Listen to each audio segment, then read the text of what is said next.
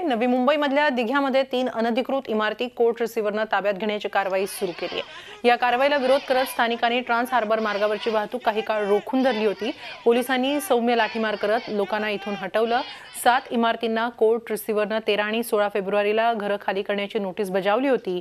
त्यानुसार आज पांडुरंग आणि मोरेश्वर या 2 इमारतींवर कोर्ट रिसिव्हरकडून प्रचंड बंदोबस्तात कारवाई सुरू झाली आहे। इमारतींचं पाणी आणि वीज कनेक्शन तोडण्यात आलं। मात्र शासनानं कोर्टात शपथपत्र दाखल केलं असताना सुनावणी होण्यापूर्वीच कोर्ट कारवाई करत असल्याची ओरड करत नागरिकांनी रेल रोको आंदोलन केलं।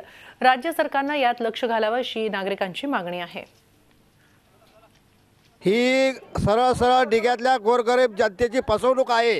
कॅम्पाकोलासारखे रहिवासी, कॅम्पाकोलामधील रहिवासी, पिंपरी चिंचवडमधील रहिवासी, उच्च सोसायटीमध्ये राहणारे रहिवाशांना राजरोसपणे मुख्यमंत्री फोन करून त्यांना दिलासा देतात आणि या डिग्यातल्या गरीब जनतेला दिलासा देताना ते हाताकडता घेतात। मोदीचं एक वाक्य आहे की प्रत्येक माणसाला घर, पण ज्या घरामध्ये आम्ही राहतो त्या घरामध्ये आम्हाला घराच्या बाहेर काढून हे कोणत्या लोकांना घरं देणार आहेत?